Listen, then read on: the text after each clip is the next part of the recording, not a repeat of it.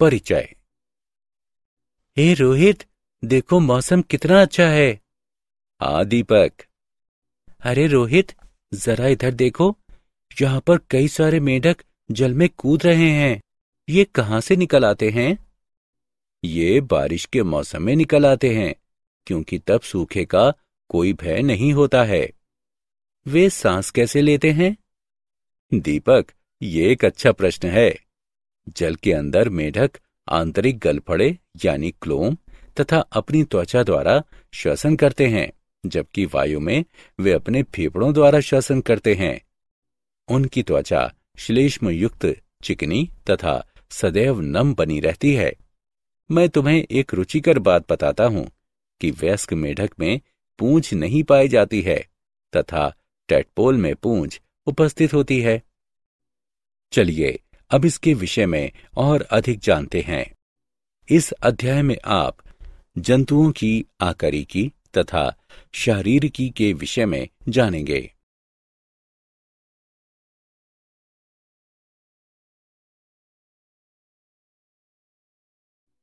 केंचुआ। केंचुआ यानी फेरेटिमा पोस्थुमा एनेलिडा संघ का प्राणी होता है। निम्न कारणों की वजह से इसका प्रयोग किस्म के अध्ययन के लिए किया जाता है। आर्कटिक तथा अंटार्कटिक क्षेत्रों को छोड़कर यह पूरे विश्व में पाया जाता है। ये आसानी से उपलब्ध हो जाता है। ये अहानिकारक होता है। अध्ययन के लिए इसका आकार सुविधाजनक होता है। इसकी आकारिकी का भली भांति अध्ययन हो चुका है।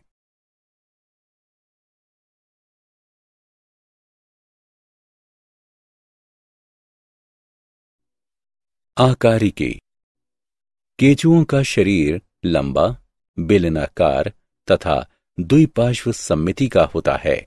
शरीर का अग्रसिरा नुकीला तथा बिल खोदने में सहायक होता है, जबकि पश्च सिरा अधिक या कम कुंद होता है। एक पूर्ण परिपक्व केंचुए की लंबाई सामान्यतः 4 से 6 इंच तथा व्यास इसके 1/4 से कम अथवा 1 इंच होता है। शरीर की सतह अनुप्रस्थ गोल खांचों द्वारा शरीर खंडों में विभक्त होती है। खंडों की संख्या 100 से अधिक होती है।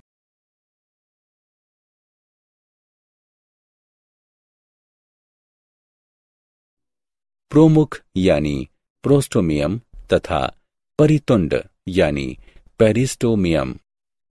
केंचुए का सर पृथक नहीं होता है।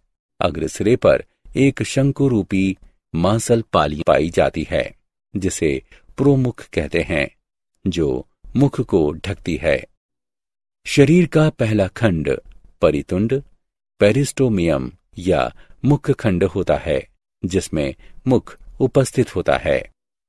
पुरोमुख संवेदी होता है, जिसकी सहायता से केंचुआ प्रकाश तथा अंधेरे में अंतर ज्ञात कर सकता है। पर्याणिक यानी क्लाइटेलम। वयस्क कृमि में मोटी तथा ग्रंथिल त्वचा का एक मुख्य बैंड पर्याणिक यानी क्लाइटेम पाया जाता है, जो कि शरीर के 14वें, 15वें तथा 16वें खंड में स्थित होता है। शूक। प्रथम तथा अंतिम खंड के अलावा प्रत्येक खंड में छोटे उपत्वचीय शूक स्थित होते हैं। ये कुछ घुमावदार या एस आकार की आकृति वाली संरचनाएं होती हैं, जिनके सिरे यानी किनारे शुंडाकार होते हैं तथा ये सींग सदृश पदार्थ काइटिन से मिलकर बने होते हैं।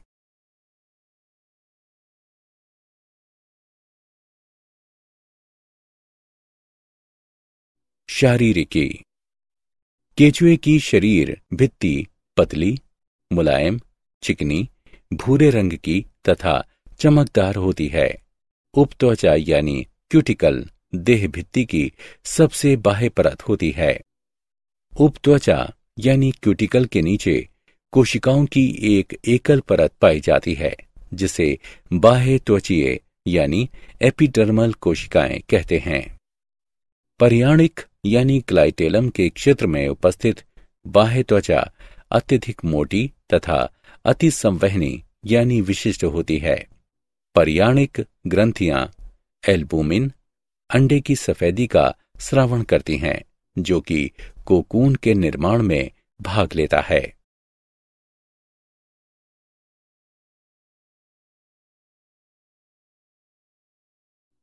आहार नाल।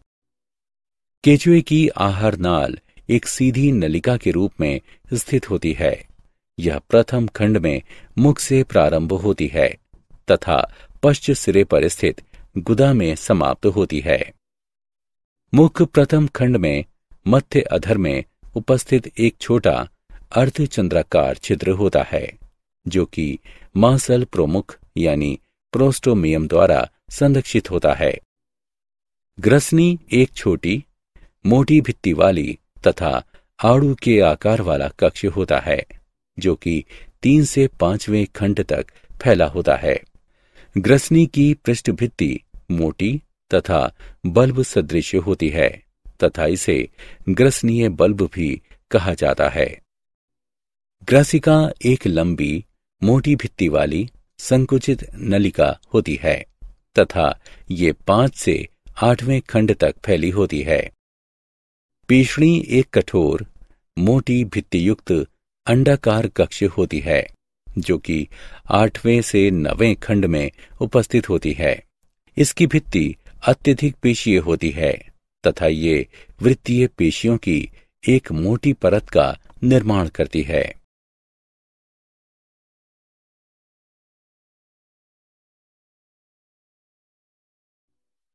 पेशणी एक लंबे नलिकादार अमाशय में समाप्त हो जाती है, जो कि 10 से 14 खंड तक फैली होती है। इसकी दीवारें अत्यधिक पेशीय तथा ग्रंथिल होती हैं तथा इसमें आंतरिक रूप से कई वलय पाए जाते हैं। आंत्र। आंत्र पतली भित्ति झुर्रीयुक्त बाह्य सतह वाली चौड़ी नलिका होती है, जो कि 14वें खंड के पश्चात प्रारंभ होती है। आंतरिक अस्तर में छोटे वलय पाए जाते हैं, जिन्हें अंकुर कहते हैं। ये एक अंकुर लंबा तथा सुविकसित हो जाता है तथा आंत्रवलन बनाता है, जो कि आंत्र की पृष्ठ दीवार से इसके ल्यूमेन में लटकी होती है। 15 से 26वें खंडों में स्थित आंत्र के भाग को पूर्व आंत्रवलिनी क्षेत्र कहते हैं। इसकी दीवारें संवहनी होती हैं तथा आंतरिक रूप से मुड़कर अंकुर का निर्माण करती हैं। इस भाग में कोई भी आंत्रवलन नहीं पाया जाता है। आंत्र का आंत्रवलन क्षेत्र 26वें खंड से शुरू होता है तथा लगभग 23-24 खंडों में फैला होता है। मलाशय अंत के 24 तथा 25वें खंड में स्थित होता है तथा इसमें आंत्रवलन तथा अंकुर नहीं पाए जाते हैं।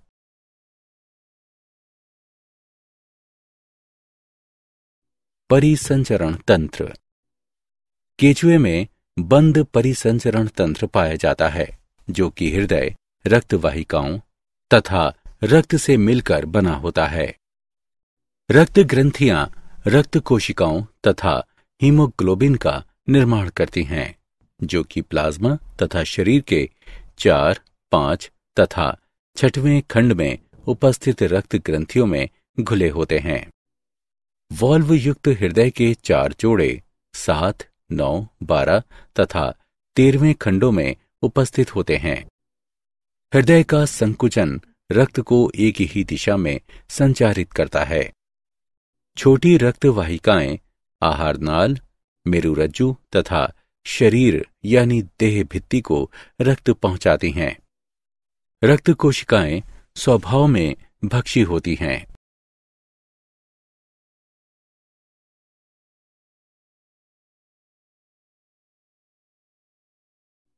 श्वसन तंत्र। इनमें केंचुओं में कोई भी विशेषीकृत श्वसन तंत्र नहीं पाया जाता है। श्वसन गैसों का विनिमय त्वचा की नमी में घुलनशील तथा शरीर भित्ति के अंतर्निहित रक्त वाहिकाओं की गैसों के मध्य होता है। ये त्वचीय श्वसन कहलाता है।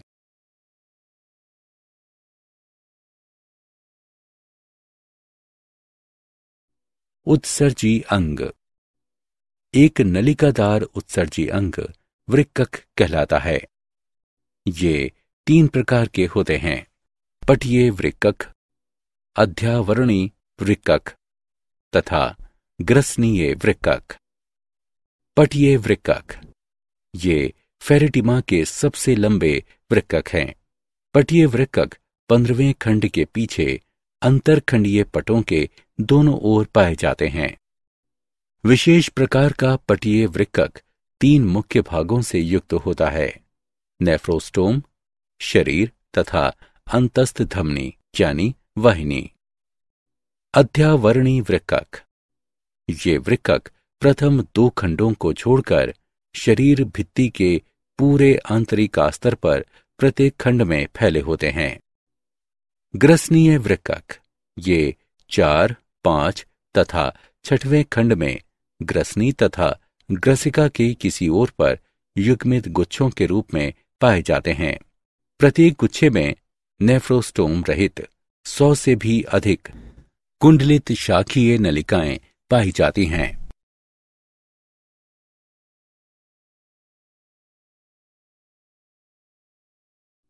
तंत्रिका तंत्र।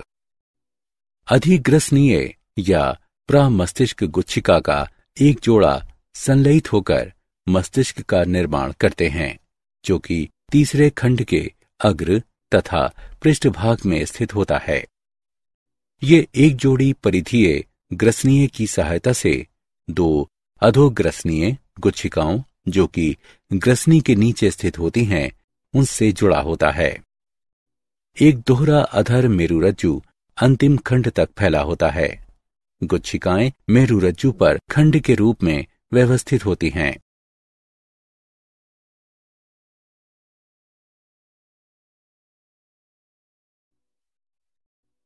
संवेदी तंत्र।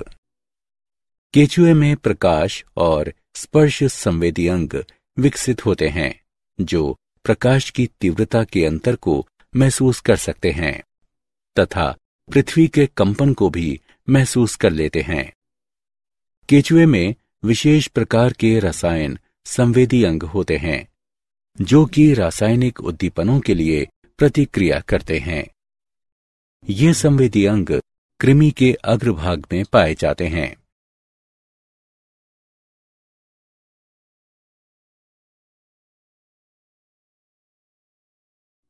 जनन तंत्र। केचुए उभयलिंगी होते हैं, अर्थात एक ही प्राणी में वृषण यानी नर एवं अंडाशय यानी मादा दोनों जनन अंग मिलते हैं। इनमें 10वें व 11वें खंड में 2 जोड़ी वृषण उपस्थित होते हैं। प्रत्येक खंड में एक जोड़ा उपस्थित होता है। प्रत्येक वृषण कोश में बंद होता है। प्रत्येक वृषण कोश शुक्राणुय कीप में खुलता है, जो कि लंबी शुक्रवाहिका में खुलती है। 17वें से लेकर 20वें खंड तक प्रोस्टेट ग्रंथि का जोड़ा आंत्र के दोनों तरफ उपस्थित होता है। सहायक ग्रंथियों के 2 जोड़े पाए जाते हैं। 17वें तथा 19वें खंड में प्रत्येक में एक जोड़ा पाया जाता है। संयुक्त प्रोस्टेट और शुक्राणु वाहिनी 18वें खंड के अधर पार्श्व में एक जोड़ा नर जनन छिद्र द्वारा बाहर खुलती है। साथ ही 6 से 9वें खंड तक प्रत्येक खंड में एक छोटी थैलेनुमा संरचनाएं 4 जोड़े शुक्राणु धानियां पाई जाती हैं।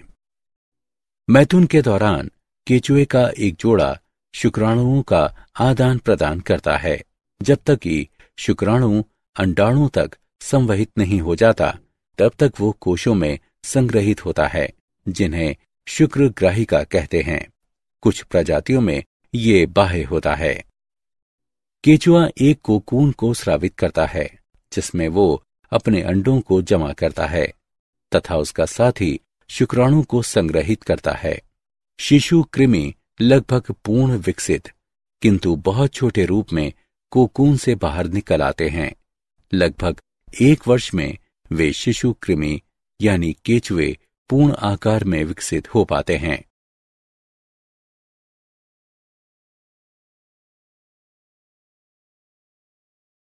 कॉकरोच यानी तिलचट्टा। कॉकरोच लंबी श्रृंगिकाओं तथा पैरों वाले कीट हैं। आकारिकी। कॉकरोच यानी तिलचट्टे का शरीर मुख्यतः सिर, वक्ष तथा उदर क्षेत्र में विभाजित होता है। कॉकरोच में संवेदी श्रृंगिकाएं पाई जाती हैं, जो कि इन्हें आसपास के वातावरण का निरीक्षण करने में सहायता प्रदान करती हैं। कॉकरोच का सिर त्रिकोणीय होता है तथा ये शरीर के समकोण पर होता है। ये खंडों के संलयन से बनता है तथा लचीली गर्दन के कारण ये सभी दिशाओं में घूम सकता है। सिर पर एक जोड़ी संयुक्त नेत्र तथा एक जोड़ी श्रृंगिकाएं पाई जाती हैं, जो कि वातावरण का निरीक्षण करने में सहायता प्रदान करती हैं। इनके मुख में जबड़े पाए जाते हैं, जो कि ऊपर तथा नीचे के बजाय बराबर बराबर में गतिशील होते हैं तथा इनका बहुमुखी मुख इनके भोजन को काटने, चबाने, चाटने तथा गोदने में सहायक होता है।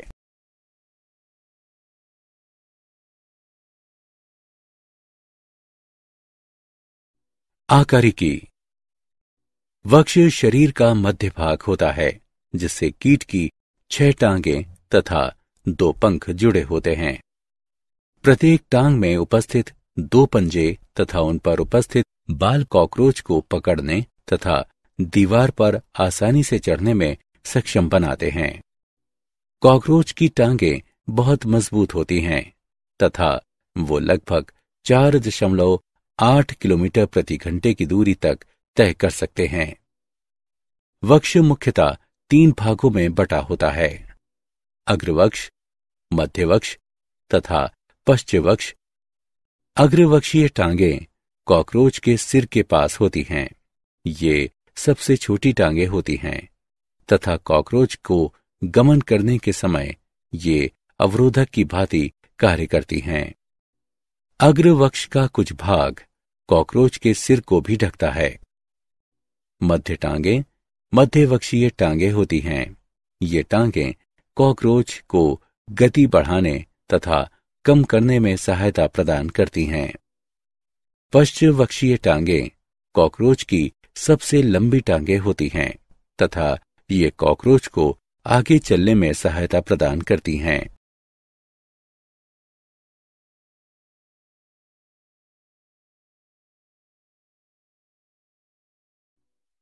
उदर। कॉकरोच यानी तिलचट्टे में खंडित उदर पाया जाता है, जिसमें आंतरिक अंग पाए जाते हैं। एक नलिकाकार हृदय रक्त को अंगों तथा ऊतकों तक पहुंचाता है। रक्त रंगहीन होता है, क्योंकि इसमें ऑक्सीजन को धारण करने के लिए हीमोग्लोबिन नहीं होता है। महाधमनी रक्त को विशेष अंगों तक ले जाती है। अधिकांश रक्त रिक्त स्थानों के जाल यानी नेटवर्क द्वारा संचारित होता है, जो रुधिर गुहा यानी हीमोसील कहलाता है।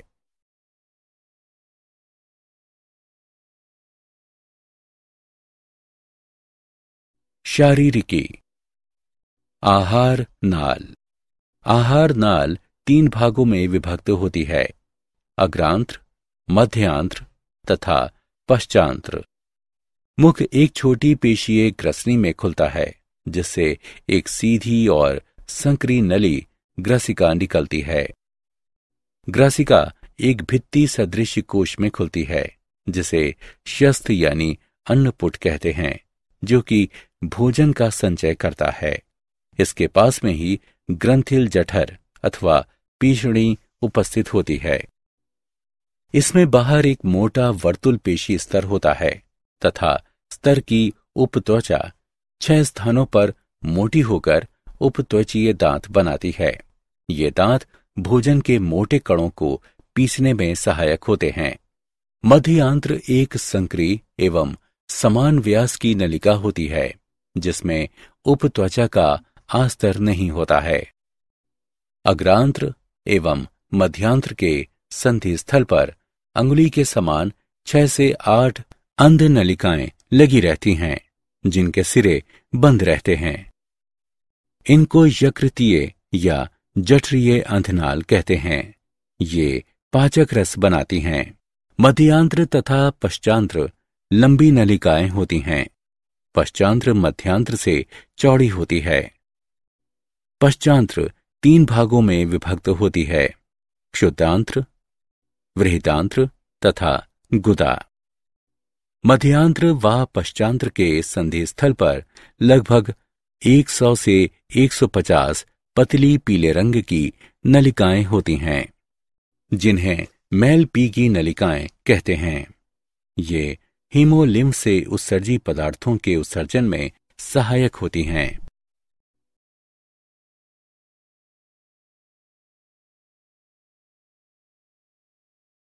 परिसंचरण तंत्र। तिलचट्टे में खुले प्रकार का परिसंचरण तंत्र होता है। इसकी रुधिर वाहिनियां अल्प विकसित होती हैं और रुधिर गुहा में खुलती हैं तथा उसी में सभी अंतरंग अंग डूबे रहते हैं, जिसे रुधिर लसिका कहते हैं। रुधिर लसिका हीमोलिम्फ रंगहीन प्लाज्मा व रुधिराणुओं से बना होता है।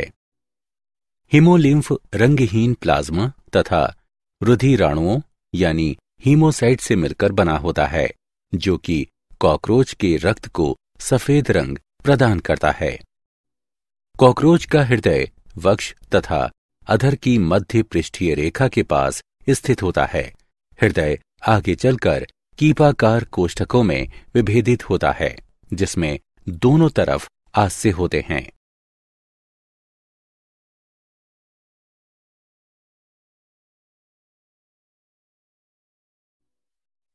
श्वसन तंत्र।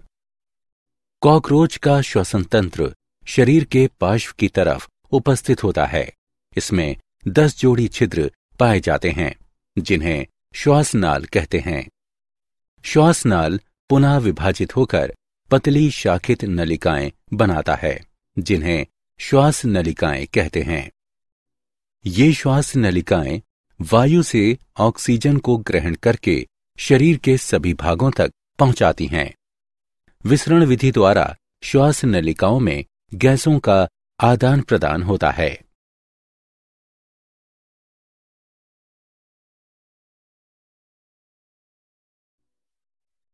उत्सर्जी तंत्र।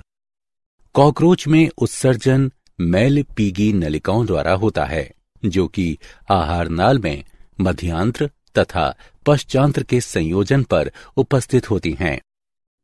मैलपीगी नलिकाएं ग्रंथिल तथा रोमयुक्त कोशिकाओं द्वारा आस्तरित रहती हैं, जो कि नाइट्रोजनी अपशिष्ट पदार्थों का अवशोषण करके उन्हें यूरिक अम्ल में परिवर्तित कर देती हैं।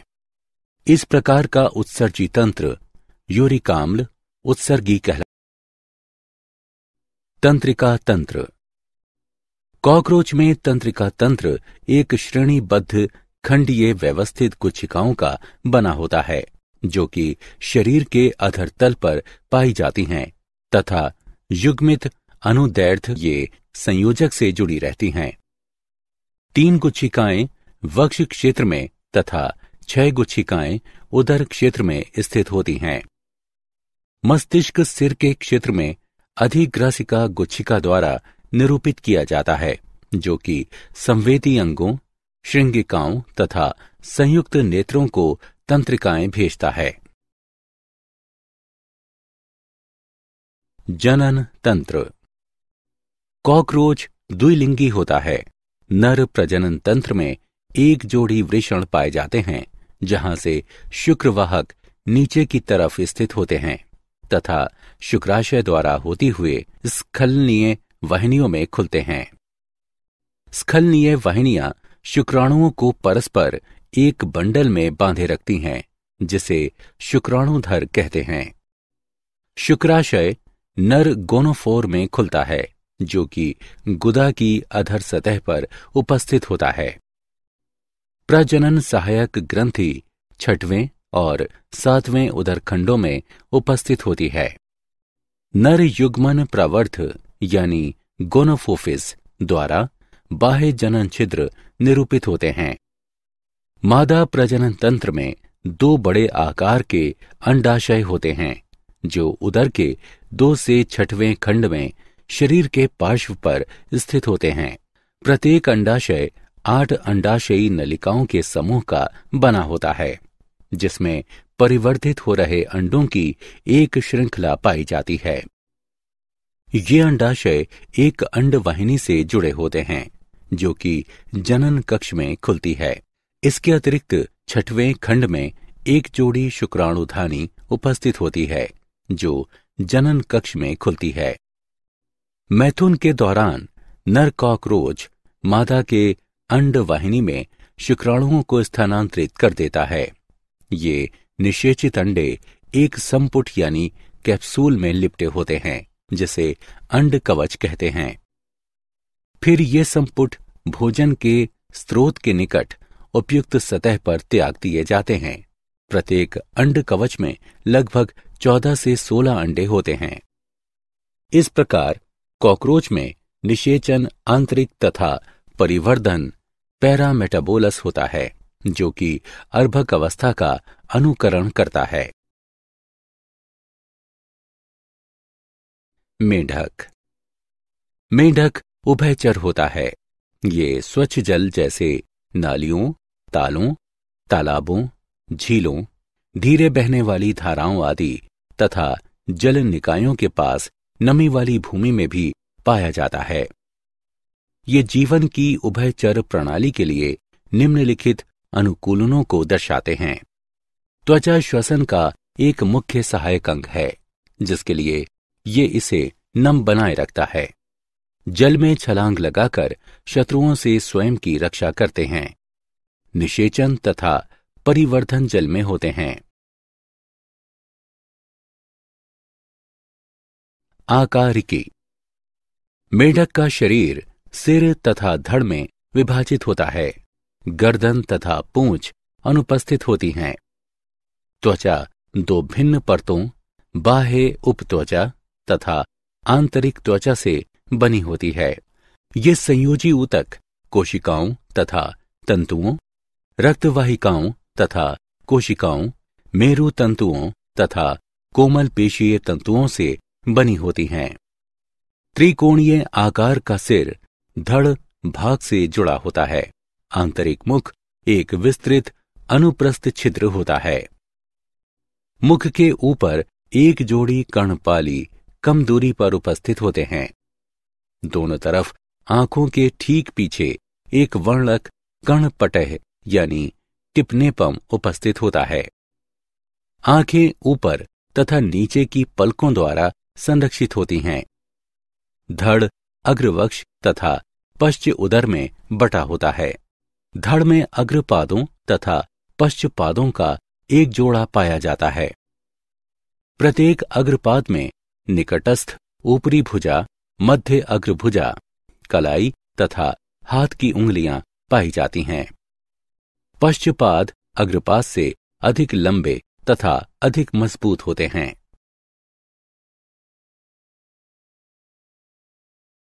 शारीरिकी। मेढक की आहार नाल निम्नलिखित भागों में विभक्त होती है। मुख तथा मुख ग्रसनीय गुहा। मेढक में मुख चौड़ा, दरार सदृश अर्धचंद्राकार द्वार होता है जो कि थूथन के सिरे पर स्थित होता है। ये टिम्पेनम की एक सतह से दूसरी सतह तक फैला हुआ है।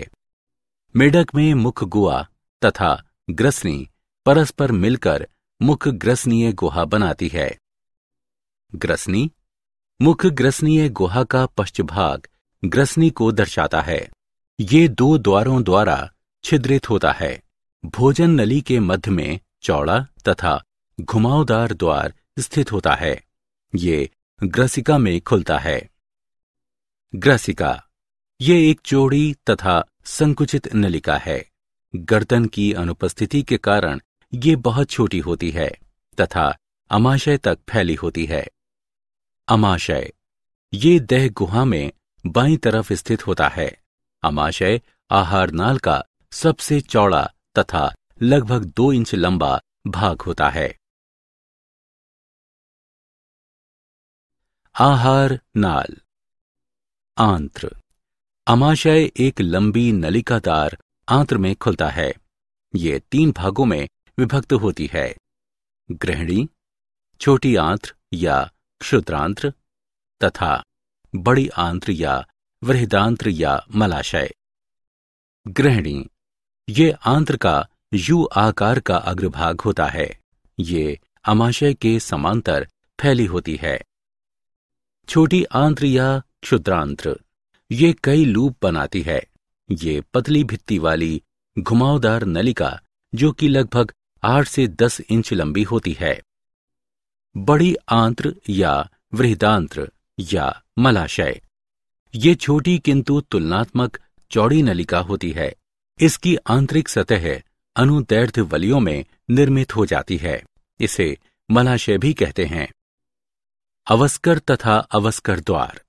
मलाशय के दूरस्थ भाग को अवस्कर या अवस्कर कक्ष कहते हैं। इसमें गुर्दे तथा मूत्राशय की मूत्र जनन वाहिनियों के छिद्र खुलते हैं। श्वसन तंत्र। भोजन के ऑक्सीकरण अथवा दहन द्वारा उत्पन्न ऊर्जा दैनिक उपापचयी क्रियाओं को करने के लिए आवश्यक होती है। इस प्रक्रिया के दौरान ऑक्सीजन उपभोग में आती है तथा कार्बन डाइऑक्साइड निष्कासित होती है। ऑक्सीजन को ग्रहण करने तथा कार्बन डाइऑक्साइड को त्यागने की प्रक्रिया सांस लेना कहलाती है तथा रासायनिक परिवर्तन जिनके द्वारा भोजन का ऑक्सीकरण तथा ऊष्मीय ऊर्जा की विमुक्ति होती है तथा कार्बन डाइऑक्साइड का निर्माण होता है, श्वसन कहलाती है।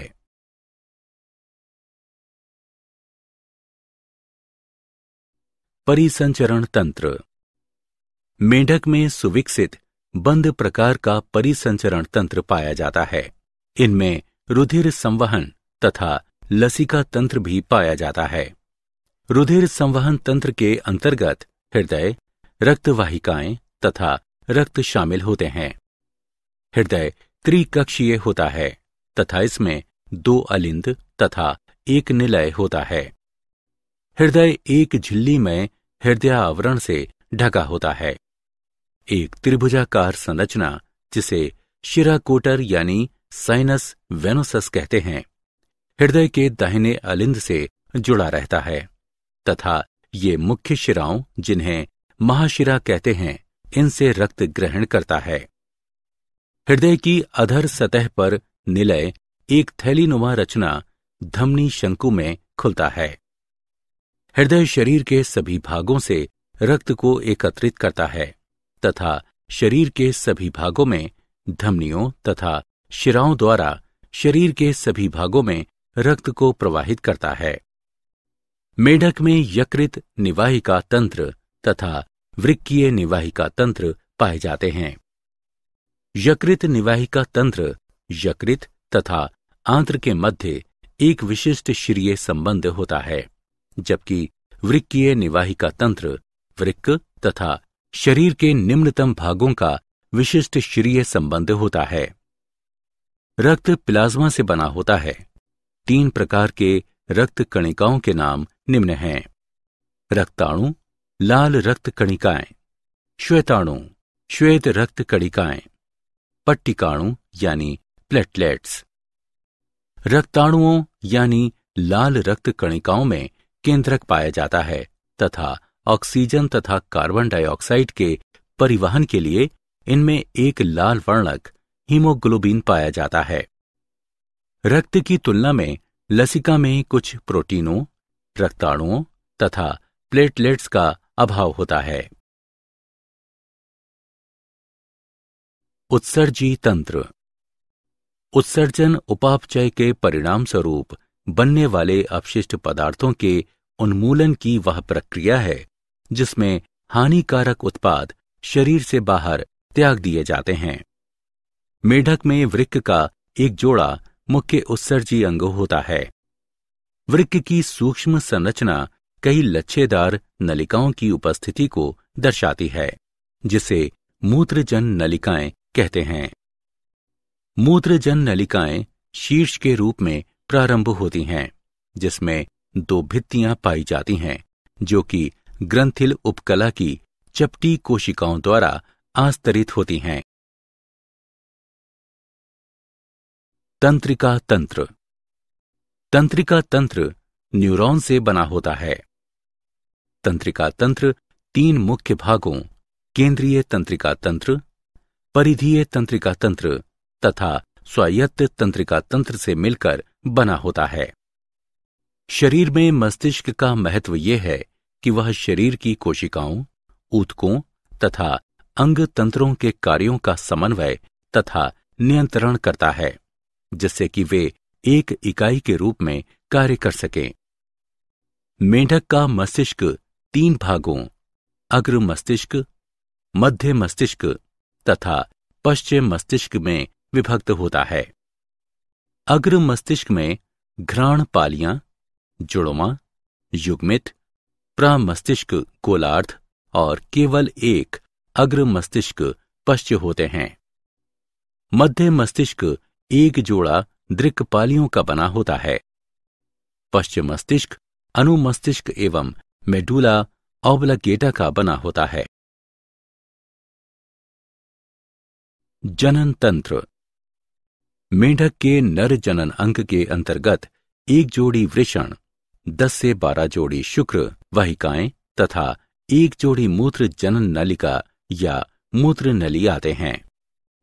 वृषण हल्के पीले रंग के अंडाकार या बेलनाकार संरचना वाले होते हैं, जो कि लंबाई में 1 इंच के होते हैं। अग्र सिरे पर ये वृक्क की अधर सतह से पेरिटोनियम के वलय, जिसे मेजोरकियम कहते हैं, इसके द्वारा जुड़े रहते हैं। प्रत्येक वृषण से 1 दर्जन शुक्र वाहिकाएं निकलती हैं, जो कि वृषण से शुक्राणुओं का वहन करती हैं। मूत्र नली बाह्य जनन उत्पादों को शरीर से बाहर निकालती हैं, इसलिए ये मूत्र जनन नलिकाएं भी कहलाती हैं। मादा जनन तंत्र। मेढक के मादा जनन अंग में 1 जोड़ी अंडाशय, 1 जोड़ी अंडवाहिनियां तथा 1 जोड़ी मूत्रवाहिनी होते हैं। अंडाशय की जोड़ी देह गुहा के पश्चभाग में स्थित होती है तथा पेरिटोनियम के एक दोहरे वलय, जिसे मेजोवेरियम कहते हैं, इसके द्वारा पृष्ठ देह भित्ति तथा वृक्क की बाहरी सतह से जुड़ी होती है। अंडाशय में कई पालियां पाई जाती हैं, जिनमें से प्रत्येक जनन उपकला से आस्तारित होती है। अंडवाहिनियां 2 बहुत लंबी तथा मोटी भित्तियों वाली घुमावदार नलिकाएं होती हैं। अंडवाहिनी 3 क्षेत्रों में विभक्त होती है। अंडवाहिनीय कीप। ये अंडवाहिनी का कीपाकार सबसे आगे वाला भाग है, जो कि चौड़े अंडवाहिनीय द्वार या आशय द्वारा देह गुहा से संचारण करता है। मध्य कुंडलित भाग। अंडवाहिनी का मध्य भाग लंबा, संकरा तथा अत्यधिक कुंडलित होता है। गर्भाशय। अंडवाहिनी का पश्चभाग पुनः चौड़ा होकर गर्भाशय अंडकोश का निर्माण करता है। मेढक में निषेचन बाह्य होता है। क्या आप जानते हैं, सर जॉन बी गुरडोन द्वारा केंद्रक प्रत्यारोपण यानी ट्रांसप्लांट तथा कोशिका विभेदन। मेढक की आंत्र में से एक कोशिका का केंद्रक मेढक के अंड में प्रत्यारोपित किया जाता है, जो कि एक सामान्य मेढक को जन्म देता है। यह प्रयोग भ्रूणीय विकास के दौरान जीन्स के नियंत्रण के अध्ययन में सहायता करता है। सारांश। आइए हमने जो कुछ सीखा है उसे संक्षेप में दोहराएं। केचुए का शरीर लंबा, बेलनाकार तथा द्विपार्श्वीय सममिति वाला होता है। केचुए में सिर पृथक नहीं होता है तथा प्रथम तथा अंतिम को छोड़कर केचुए का प्रत्येक खंड में छोटे शूक उपस्थित होते हैं। केंचुए की आहार नाल प्रथम खंड में मुख से प्रारंभ होकर पश्च सिरे पर स्थित गुदा पर जाकर समाप्त होती है। केंचुए में बंद प्रकार का परिसंचरण तंत्र पाया जाता है।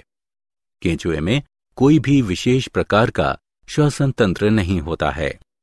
केंचुए में प्रकाश और स्पर्श संवेदी अंग विकसित होते हैं, जो प्रकाश की तीव्रता के अंतर को महसूस कर सकते हैं तथा पृथ्वी के कंपन को भी महसूस कर लेते हैं। केंचुए उभयलिंगी होते हैं, अर्थात एक ही प्राणी में वृषण यानी नर एवं अंडाशय यानी मादा दोनों जनन अंग मिलते हैं। कॉकरोच लंबी श्रृंगिकाओं तथा पैरों वाले कीट हैं। कॉकरोच का शरीर सिर, वक्ष तथा उदर क्षेत्र में विभाजित होता है। आहार नाल 3 भागों में विभक्त होती है, अग्रांत्र, मध्यांत्र तथा पश्चांत्र। कॉकरोच में खुला परिसंचरण तंत्र पाया जाता है। कॉकरोच में श्वसन तंत्र शरीर की पार्श्व सतह पर पाया जाता है। कॉकरोच में उत्सर्जन मैलिपीगी नलिकाओं द्वारा होता है तथा ये द्विलिंगी होते हैं। मेंढक उभयचर होते हैं तथा मेंढक का शरीर सिर तथा धड़ में विभाजित होता है। गर्दन तथा पूंछ अनुपस्थित होती हैं। ऑक्सीजन को ग्रहण करने तथा कार्बन डाइऑक्साइड को त्यागने की प्रक्रिया सांस लेना कहलाती है तथा रासायनिक परिवर्तन जिनके द्वारा भोजन का ऑक्सीकरण तथा ऊष्मीय ऊर्जा की विमुक्ति होती है तथा कार्बन डाइऑक्साइड का निर्माण होता है, इसे श्वसन कहते हैं। मेढकों में सुविकसित बंद प्रकार का परिसंचरण तंत्र पाया जाता है। मेढक में वृक्क का एक जोड़ा मुख्य उत्सर्जी अंग होते हैं। तंत्रिका तंत्र 3 मुख्य भाग केंद्रीय तंत्रिका तंत्र, परिधीय तंत्रिका तंत्र तथा स्वायत्त तंत्रिका तंत्र से मिलकर बना होता है। मेढक के नर जनन अंग के अंतर्गत 1 जोड़ी वृषण, 10 से 12 जोड़ी शुक्रवाहिकाएं तथा 1 जोड़ी मूत्र जनन नलिका या मूत्र नली आते हैं। मेढक के मादा जनन अंग में 1 जोड़ी अंडाशय, 1 जोड़ी अंडवाहिनियां तथा 1 जोड़ी मूत्रवाहिनी होते हैं।